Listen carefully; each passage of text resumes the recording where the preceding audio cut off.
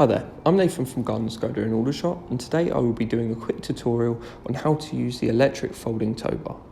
This feature is very useful if you use trailers regularly or own a caravan, as it eliminates the stress of attaching and detaching the tow bar as and when it's required.